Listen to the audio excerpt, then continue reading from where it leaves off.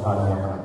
Sehingga apabila ada permasalahan-permasalahan yang mereka hadapi di dalam kehidupan dunia ini, mereka tidak rujuk kepada ahli-ahli dunia, tapi mereka kembali kepada Allah Subhanahu wa taala.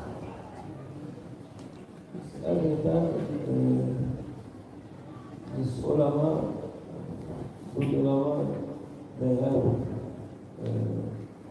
enemy from this not good ulama, jealous from them, and they want to kill them, want to make people think them.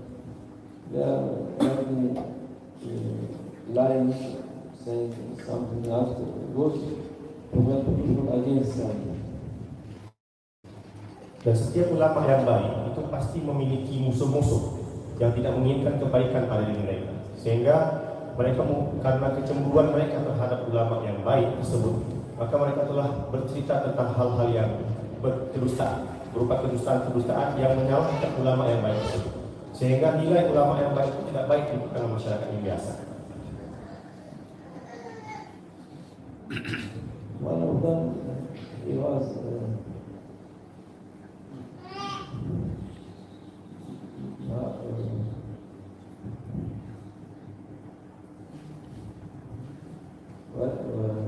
مولانا جلال الدين الفضل رايتين ولد شيخ big شيخ. He was in Balkh Khawazin. There was Sultan was happy with him, and he has 100,000 people coming to him. Di antara mereka yang termasuk daripada kalangan ulama yang baik yang dicemburi oleh ulama-ulama yang buruk itu adalah ayah daripada Syekh Jalaluddin Ar-Rumi, yaitu Syekh Bahauddin di Balkh. Di mana hadirin yang dirahmati Allah Subhanahu wa taala, ketika Syekh tersebut hidup dengan tawajuhan kepada Allah Subhanahu wa taala sempurna, maka telah mengesatkan kepada raja. Bahkan beliau memiliki pengikut lebih daripada 100.000 orang.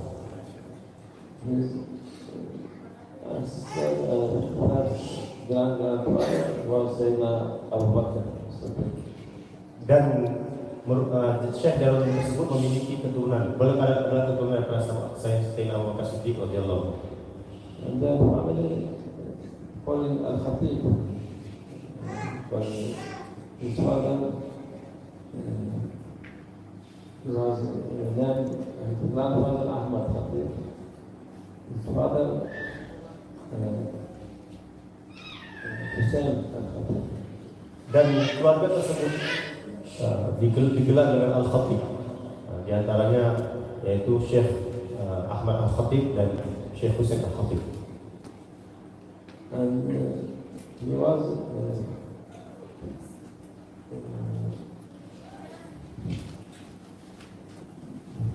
son-in-law of Sultan. Sultan gave him his daughter, and he married his daughter. And Sultan was asking for his wazir about what to sing about my daughter, whom I must marry her. So wazir said he must marry her one good alim, sincere alim, good alim. And he said, who do you think about this? He said, I'm thinking for Hussein Al-Khatib. Dan hadirin yang mulia, dari Syekh Hussein Al-Khatib, di masa itu hadirin karena Sultan sangat mencintai ulama-ulama yang baik, maka raja ketika itu bermusyawarah. Ketika hendak menikahkan anak perempuannya, maka dia bertanya kepada menteri-menterinya, wahai para menteriku, kepada siapakah anak perempuanku ini akan aku nikahkan? Maka seluruh menteri mengatakan, wahai Syekh, wahai Sultan, yang terbaik adalah ulama yang paling karismatik, yang memiliki keikhlasan hati, yang memiliki qalbu yang bersih pada Allah Subhanahu wa taala. Maka ditanya oleh Sultan, siapa yang kalian maksudkan itu? Maka para menteri menjawab, ianya adalah Hussein Al-Khatib. Sultan was having said this, I was thinking about this also, and so marrying his daughter, Sultan's daughter. But after 2 years, he was passed away. Dan Sultan mengatakan, itulah yang ada di pikiran saya, bahwa orang yang terbaik di antara para ulama zaman ini adalah Husain Al-Khatib. Maka saya sudah berniat untuk menikahkan anak saya dengan Syekh Husain Al-Khatib. Kemudian hadirin yang dirahmati Allah Subhanahu wa taala, setelah 2 tahun pernikahan, maka Syekh Husain Al-Khatib meninggal. There was about he was 2-year-old when his father passed away. Dan Syekh Husain ketika itu memiliki anak yang waktu beliau meninggal dunia sudah berumur 2 tahun. And his mother was very religious, very good, lady woman. And she was, he has one library, very valuable. Every time she took this boy to library, she said, look this, your father, the precious thing, he was reading this every time. You must learn and read and to be good like your father to continue his way. Dan ternyata Syekh Husain Al-Khatib meninggalkan istri yang salehah, yang memiliki pemikiran yang luar biasa untuk mendidik anaknya. Sehingga hadirin yang dirahmati Allah Subhanahu wa taala, di rumah Syekh Husain Al-Khatib itu ada perpustakaan. Dan ketika anak itu beranjak menjadi anak yang bisa membaca, maka ibunya telah berwasiat, telah menasihati anaknya dan berkata kepada anak tersebut, wahai anakku, ini adalah perpustakaan yang biasanya ayah kamu selalu berada di tempat ini. Maka aku menghendaki seperti mana ayahmu dulu biasa untuk banyak membaca dari kitab-kitab yang ada di perpustakaan ini, maka hendaklah kamu melakukan hal yang sama.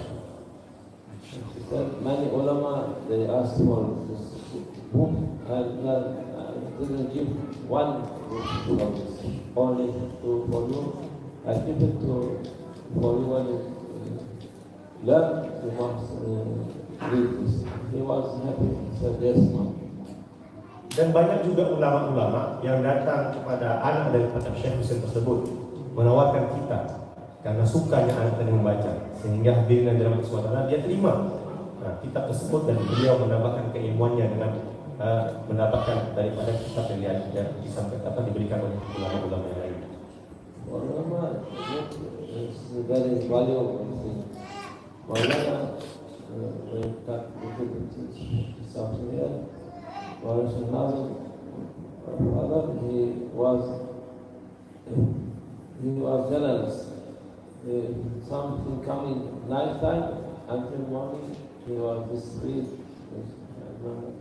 Was there, not even anything. Give this, give that, not giving anything. But for who? Never even one. Dan hadirin yang dirahmati Allah Subhanahu wa taala, begitu juga dengan Syekh Nazim. Ayah daripada beliau memiliki kebiasaan suka membaca, sehingga hadirin yang dirahmati Allah Subhanahu wa taala, kitab yang beliau baca itu mengesankan. Dan beliau adalah orang yang sangat generous, sangat dermawan. Kalau malam hari datang, biasanya habis sholat isya dulu, beliau katakan bahwa sebagian kita yang telah melihat beliau itu tidak akan tidur sebelum membagikan apa yang ada pada sisi beliau untuk orang-orang yang ada di sekitar beliau. Saking dermawannya terhadap apa benda yang ada pada dia, dia akan serahkan kepada orang-orang yang ada di sekitar. So when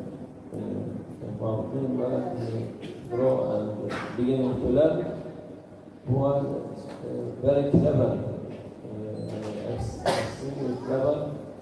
He read all this book, and his teacher was astonishing this is perfect. Dan hadirin yang mulia, ketika Syekh daripada anak daripada Syekh Husain Al-Khatib beranjak dewasa, maka dia menjadi seorang anak yang sangat pintar, sangat jenius, sangat pandai, sehingga hadirin yang dirahmati Allah Subhanahu wa taala, gurunya mengatakan bahwa segitu banyaknya bacaan yang beliau baca sehingga gurunya mengatakan bahwa ini adalah anak yang perfect, yang memiliki kemuliaan ilmu yang luar biasa. And we know it's all ulum zahiri and for batin and for tariqah and ma'rifatullah, Syekh Syamsuddin Kubrawi,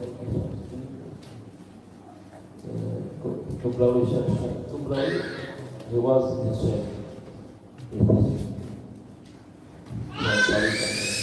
Dan hadirin yang dirahmati Allah Subhanahu wa taala, dan ilmu-ilmu yang hari ini menyebar ke tengah masyarakat adalah ilmu-ilmu yang zahir yang biasa diajarkan di tengah masyarakat untuk meluruskan syariat mereka. Namun ada juga ulama-ulama yang ahli dalam ilmu kebatinan, ilmu tariqat, ilmu ma'rifatullah. Di antara mereka adalah Syekh Syamsuddin Kubrawi.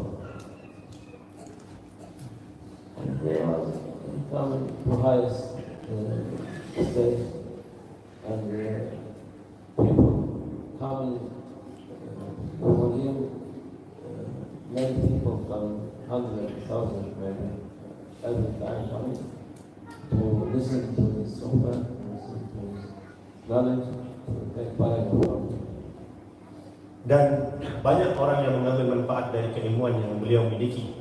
Bahkan ratusan ribu hari-hari orang datang ke rumah beliau untuk mendengarkan nasihat, mendengarkan ilmu-ilmu yang datang yang keluar daripada diri.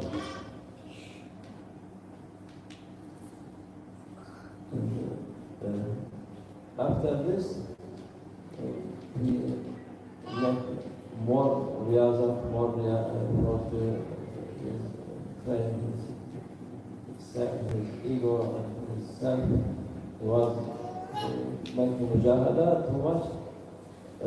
So once Prophet Sallallahu Alaihi Wasallam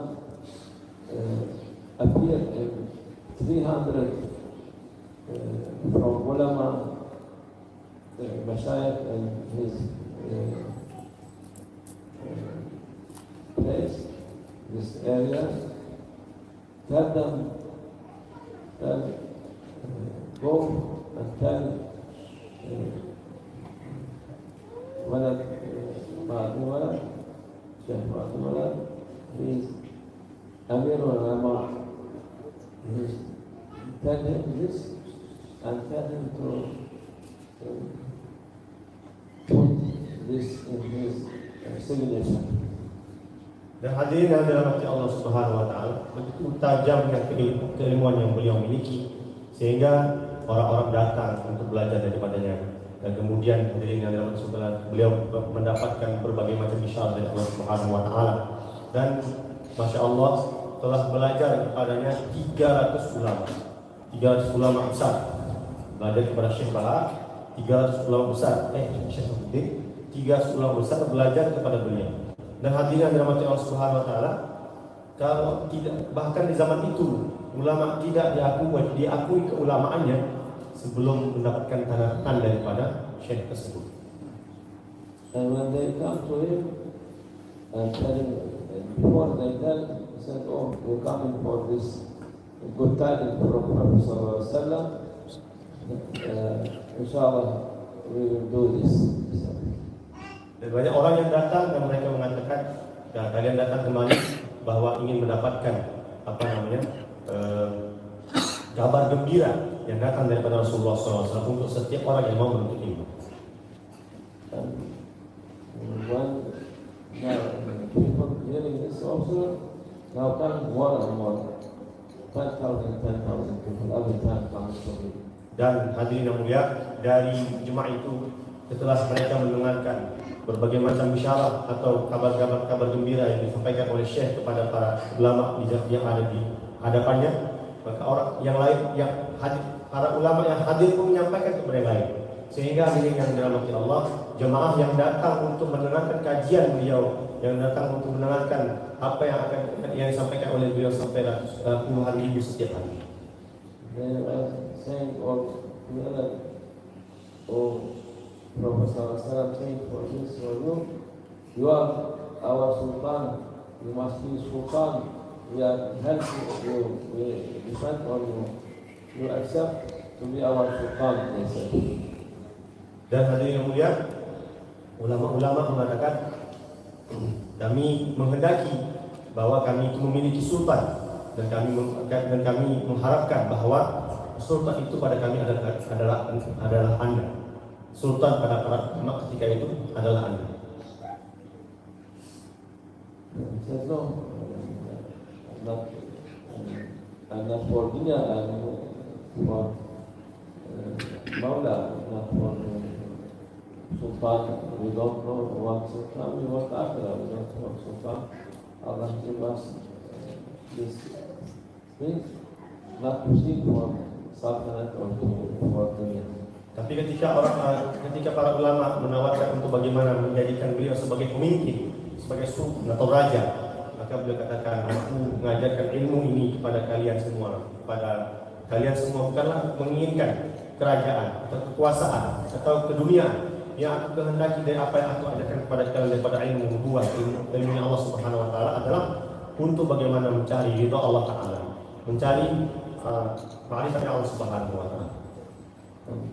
His mother also married him for daughter of Sultan, mother of Sayyidina Jalaluddin, daughter of Sultan also. His mother, because she's from Sultan, she married her son to Sultan daughter. She's named Mu'mina, mother of Sultan. And there was every time people coming with 150,000, 100,000, all time there. So these people, they're jealous. Dan hadirin yang mulia, Syekh Bahar semakin beranjak dewasa dan kemudian ibunya berpikir untuk menikahkannya dengan salah satu anak daripada anak sultan. Dan ketika itu dipilih oleh ibunya, yaitu seorang wanita yang bernama Mukminah. Dan dia Mukminah ini adalah ibu daripada Syekh Jalaluddin Ar-Rumi. Hadirin yang mulia, ketika Syekh Bahar menikah dengan Mukminah tersebut, maka majelisnya semakin ramai. Orang hari-hari datang kepada beliau belajar untuk mengetahui tentang Allah Ta'ala. 50.000 orang, 100.000 orang. Karena banyaknya pengikut, banyaknya orang-orang yang belajar daripada beliau, maka menyebabkan ulama-ulama yang lain yang ada di sekitar menjadi dengki, iri hati kepada beliau. Sultan was loving him. Was loving him, respecting.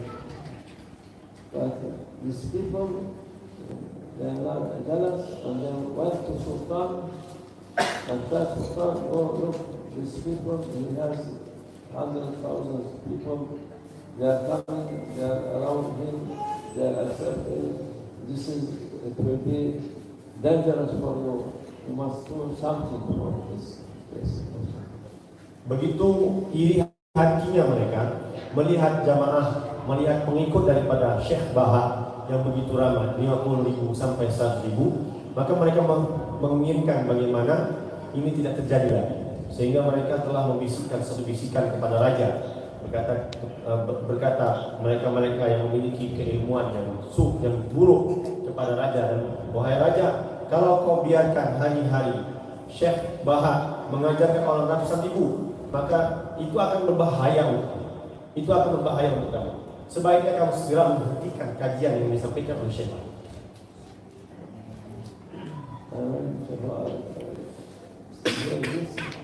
He said, okay, inshallah, we will leave this country. No place for two. Sultan said, no place for two Sultan. And he was not happy with this. He said, okay, inshallah, we will leave this country, and we go another way. But when we leave this, it will be not good for country. Dan hadirin yang mulia, raja sebenarnya tadi dikatakan raja, beliau sangat mencintai Syekh Bahar. Namun karena keiri dengkian yang ada pada hati para ulama ketika itu, sehingga raja pun mengikuti apa yang dikatakan para ulama dan mengatakan kepada Syekh Bahar, ini yang berlaku di tengah-tengah masyarakat. Maka Syekh Bahar mengatakan, baik, tidak masalah bagi saya. Kalau memang demikian, tidak baiknya orang-orang yang duduk bersama saya sampai 100.000 orang, maka saya akan ikuti apa yang kau kehendaki. Saya akan tinggalkan negeri ini dan pindah ke negeri yang lain. Sultan Idris know he's made big mistake. He said, I done, and he said he apologized from the Sheikh, asking for forgiveness. Oh, Sheikh, forgive me, I don't go stay here. But Sheikh said, no, I am going, and because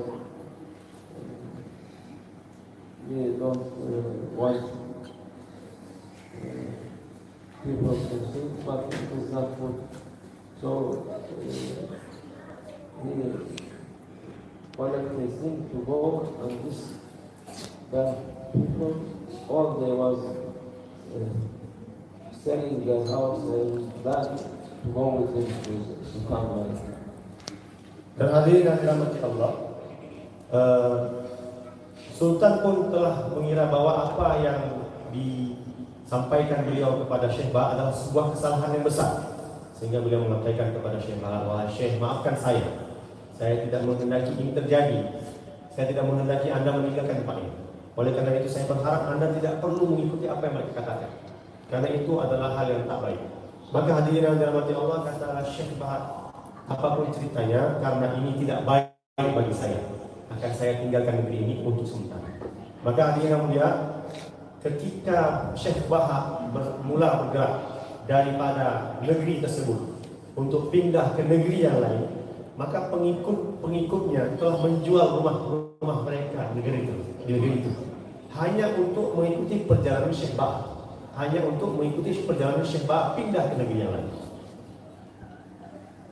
It's not really permission for people, but it's after playing, we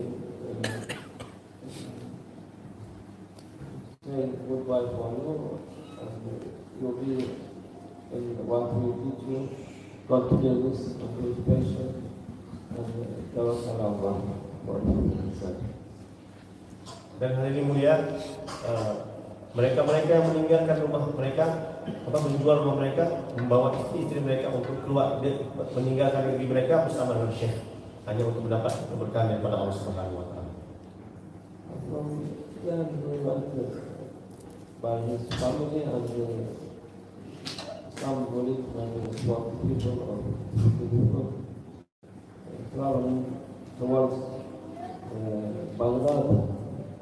So in way, every place he goes through, the people, ulama, there was granting him, hosting him. He was until Baghdad like this one.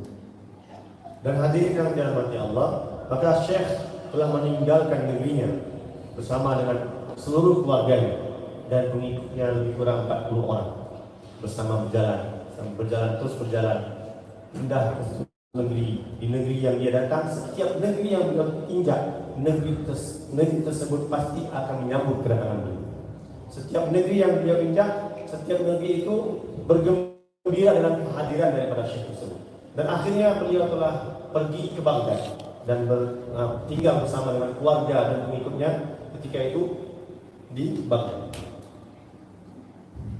Oh, this land, it was that time Muslim country, Jamaat country, Tariqa country, they respect and they love this. But of course, inside also not good believe people that that they have, but the majority and governor or sultan or there was Labin al-Khalifa and Dan Baghdad ketika itu dikenal sebagai negeri orang Muslim. Majoriti mayoritasnya adalah orang Islam. Dan bukan saja orang Islam, bahkan orang-orang yang ada di negeri tersebut adalah ahli sunnah wal jamaah, juga ahli-ahli tarekat dan sangat dikenal dengan tarekat yang masyhur di Baghdad. Maka ketika datang Syekh ke tempat itu sangat diterima dan sangat disambut dengan sambutan sangat hangat daripada masyarakat yang ada. Baghdad also Sehrawardin, Sehrawardin, he met him and he was happy with him, and he asked him to be guest over there. As he said, he said, our people too much, they learn in madrasa. Dan di antara ulama yang menyambut kedatangan beliau, bergembira dengan kedatangan beliau adalah Syekh Shaharwaji, terkenal dalam kitab disebutkan tentang nama beliau. Dan hadirin yang dirahmati Allah, beliau menyampaikan kepada Syekh Baha, wahai Syekh Baha, di negeri kami ini banyak madrasah-madrasah yang pelajar-pelajar di madrasah mereka mengkaji kitab-kitab untuk bagaimana mengetahui tentang Islam.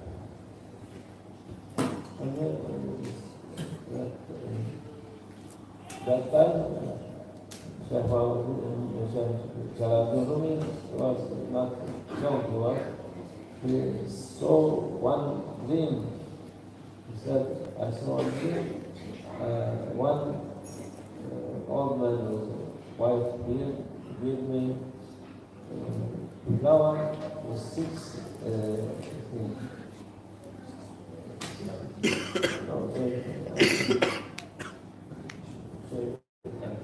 Yeah.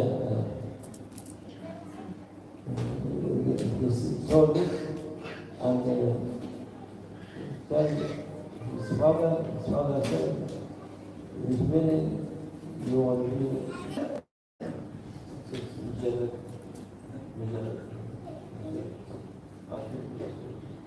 Africa.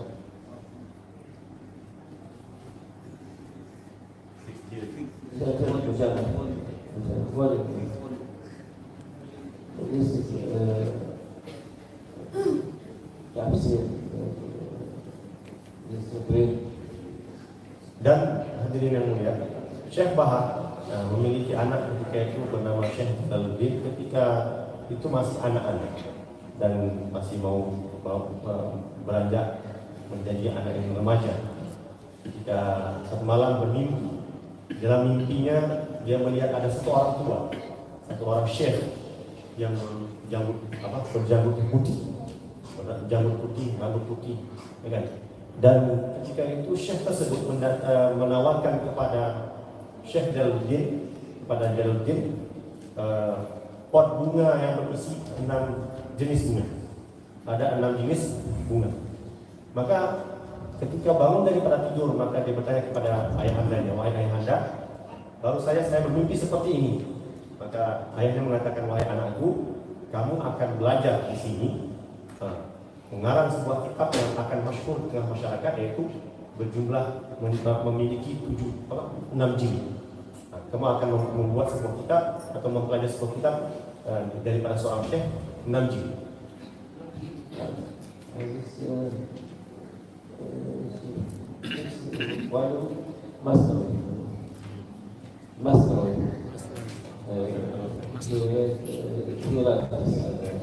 Dan kitab itu ya memang saya katakan bahwa beliau tulis sendiri. Beliau akan menulis sebuah kitab yang berjilid atau memiliki jilid 6 jilid, dan nama kitab tersebut adalah kitab Al-Masnawi.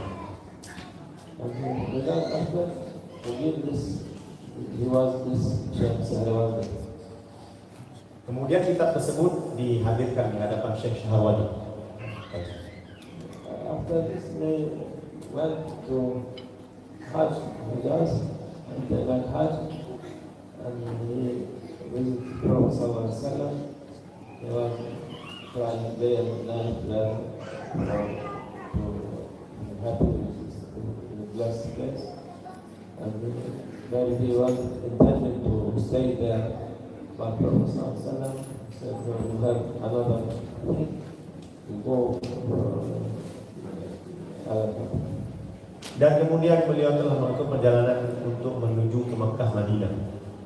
Ketika sampai ke kota Madinah, maka beliau telah berkeinginan untuk tinggal di kota Madinah. Namun hadirin yang dirahmati Allah, Rasulullah hadir dalam mimpi dan menyampaikan kepadanya, "Wahai fulan, wahai Syekh Pak, kami tidak menghendaki kamu untuk tinggal di sini. Saya menghendaki kamu itu tinggal di negeri yang lain." From there he went to Damascus, Sham, from Sham go to Konya, or countryside Konya. There is one city called Karaman. There is a village near the city. He settled there. Dan dari Madinah beliau telah bergerak bersama keluarga menuju ke Syam, Dimashq, dan kemudian dari Damaskus beliau telah bergerak ke suatu tempat yang di mana di tempat tersebut beliau tinggal. He also was giving blessings, sohbah, nasihat for people, and was the governor of this area. He loved awliya Allah. When you see him, he was fond of him, and Dan hadirin yang mulia, ketika berada di tempat tersebut, maka gubernur yang ada di tempat tersebut pun sangat mencintai Syekh dan memberikan kesempatan kepada Syekh untuk memberikan penyampaian agama Allah Subhanahu wa taala. Sehingga status yang Allah Subhanahu wa taala berikan kepada Syekh tidak berubah. Mustafa Shah, his name, he was with him all time. So again, this jealous people going to Sultan. This Sultan was Ala-Atin Kaikubat, is big Sultan for Sati Kaikubat. The big Sultan for Sati Dynasty. Dan hadirin yang mulia, begitupun ya seperti mana sebelumnya ketika berada di negerinya, di negeri kelahirannya, banyak ulama-ulama yang didengki kepadanya. Ketika hal yang sama berlaku di negeri yang dia datangi, maka ulama-ulama yang ada sekitar pun memiliki iri dengki yang sama, sehingga mereka menyampaikan menyampaikan pikiran mereka kepada sultan yang ada di tempat tersebut di negeri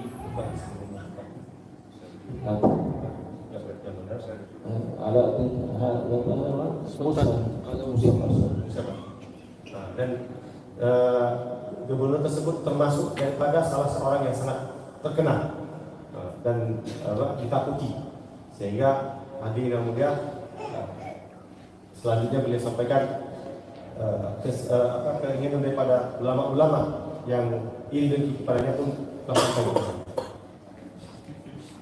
Sultan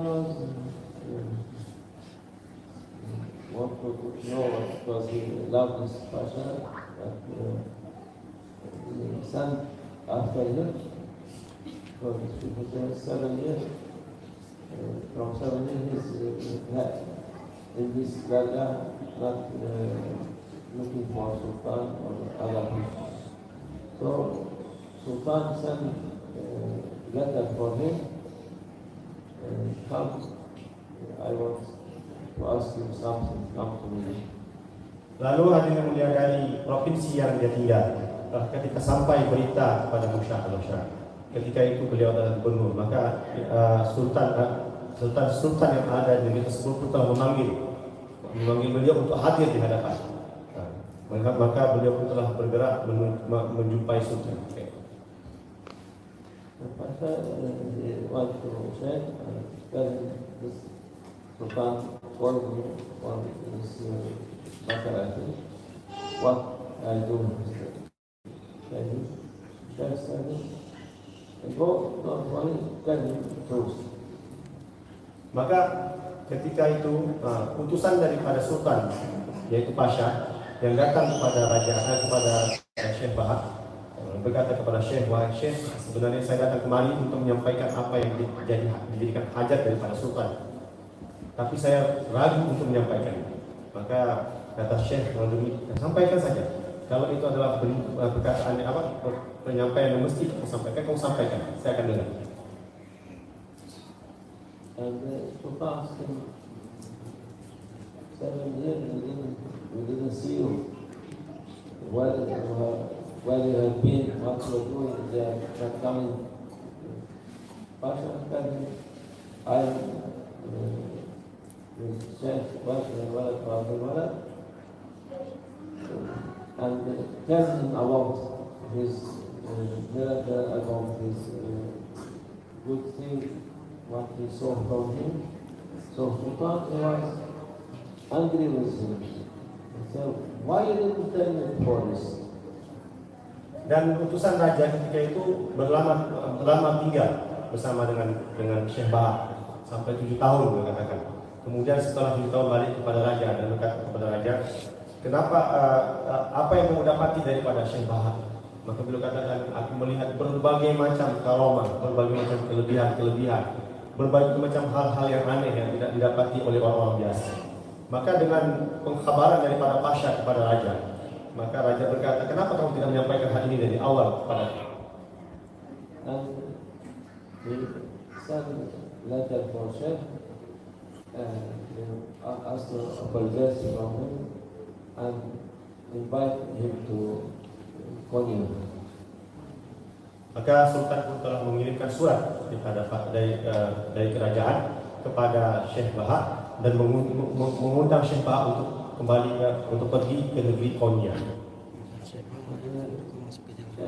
Said, okay, to accept invitation, invitation. It is order of Prophet Sallallahu Alaihi Wasallam. So we, inshallah, we go and we move to Konya. Slowly, he was before arriving maybe halfway. Sultan was coming to meet him.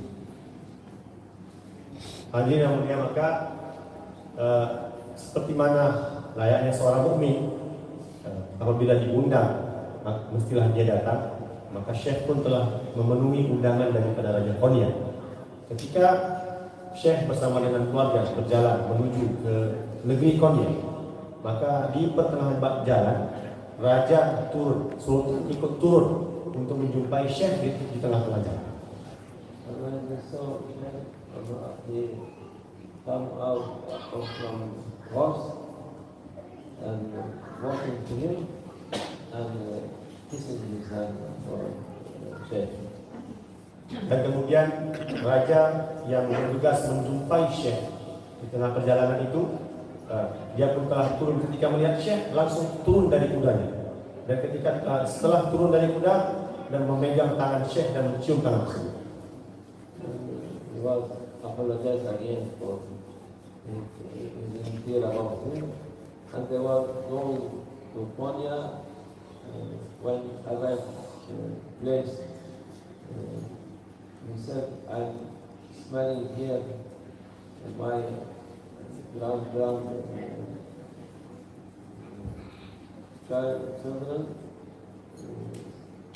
or they give knowledge and knowledge. This time, Sultan was gathered. He said, this for you. maka raja memohonkan kemaafan daripada Syekh Bahak karena tidak memanggil beliau langsung ke negerinya. Dan ketika Syekh Bahak berada di provinsi, tidak langsung bawa ke ibu kota. Dan berkata kepadanya, wahai Syekh, aku melihat bahwa dengan keberadaan kamu di negeriku ini, kami akan melihat adanya anak-anak kami, cucu kami, keturunan kami akan memahami ilmu agama dan lebih dalam. place now is called Darya and is there and mosque is now until now this place. Important now. Dan hadirin sampai sekarang tempat itu masih ada di Bikonia. He was happy with him, and when time coming to Sheikh, he was ill, Sultan heard this and he went to him and said, "Oh, okay, I give you my sultanate, you are my king, I will be serving you." Ketika hadirin Sultan dalam keadaan sakit, maka Sultan pun datang kepada Syekh dan berkata, "Wahai Syekh, nampaknya aku tidak akan lama lagi meninggalkan dunia ini. Aku ingin serahkan kerajaanku ini kepadamu."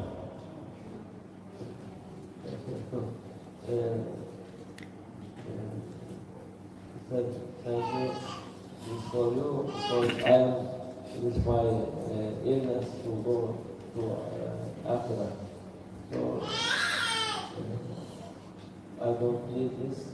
You look for people. I'm going, and you will be coming after me later. Inshallah, we will be in Jannah together.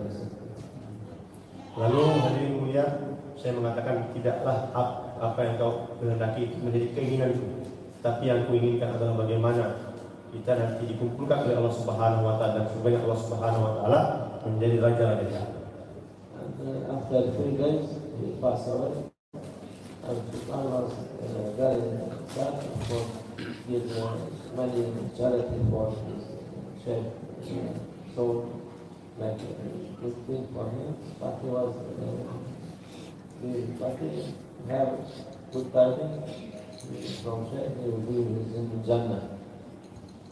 Namun hadirin yang mulia, ketika Syekh mengatakan, Syekh Bahar mengatakan kita akan bertemu nanti di surga, maka setelah daripada perkataan yang disampaikan oleh Syekh Bahar kepada Raja, 3 hari kemudian maka Syekh Bahar pun telah meninggal dunia. Namun menjadi kesedihan yang besar kepada Raja, karena banyak kemanfaatan yang Raja dapatkan dengan sebab adanya Syekh Bahar. Dan kemudian banyak juga hadirin yang mulia zakat yang beliau serahkan kepada Raja Syekh Bahar, untuk diserahkan kepada orang-orang yang berhak untuk menerimanya, dan berbagai macam hal yang telah diberikan oleh Raja. Namun hadirin yang mulia, itu tidak menjadi kesedihan bagi dirinya ketika beliau teringat kepada janji daripada Syekh Bahar, di mana dan sekarang kita tidak bertemu, sekarang kita tidak akan bersama, namun nanti di akhirat kita akan bertemu dan bersama dalam surga Allah Subhanahu wa taala. Maka sebab dari itulah raja yang sepatutnya dalam keadaan sedih atas wafatnya Syekh Bahar, tapi sebab daripada kabar gembira tersebut yakin bahwa apa yang dikatakan Syekh Bahar pasti akan berlaku pada dirinya kelak di akhirat. This is important for today. People, but some people say bad thing about good people. Don't believe in people. You must be fasting and read in Surah Isha also, and fast from the Tabayyan. Ketika hadir, maka di sini kita ambil mengambil pelajaran bahwa ketika ada orang-orang soleh, ada orang-orang baik, dan kita tahu tentang kebaikannya, kemudian ada orang yang mengkabarkan tentang keburukan daripada orang yang baik tersebut, kita jangan langsung memakan berita tersebut sehingga kita menyalahkan orang baik. Ya, seperti mana yang kita bacakan tadi ketika sholat Isya, ya ayyuhalladzina amanu in ja'akum fasiqun binaba'in fatabayyanu. Kalau datang kepada kamu wahai orang-orang beriman, orang-orang fasik yang menceritakan tentang keburukan saudara muslim yang mana muslim tadi baik, fatabayyanu, maka tabayyanu, maka ambillah, maka cek dulu apa kebenarannya. Sekiranya benar, maka hadirin Nabi Subhanahu wa taala, kita berusaha untuk mentakwilkan agar tidak berlaku hal itu.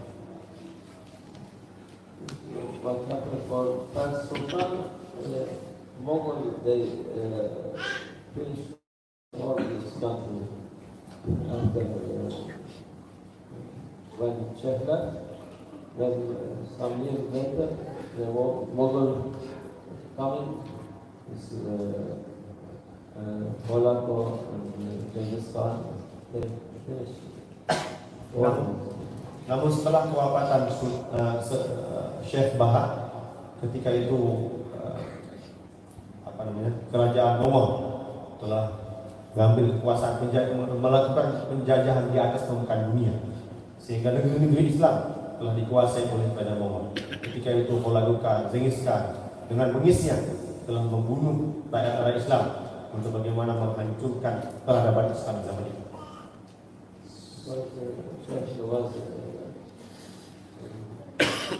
What happened was even he forgave him, but it was something happened,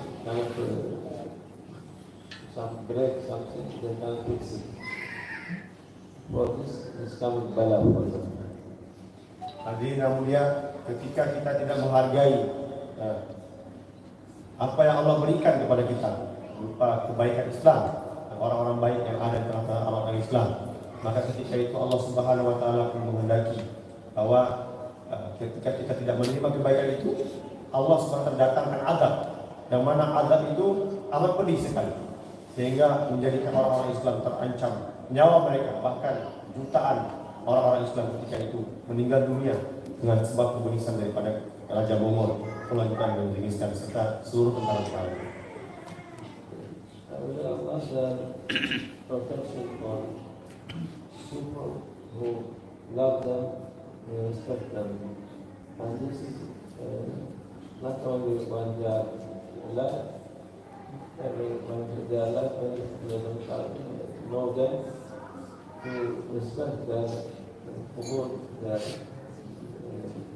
makam. This is important also.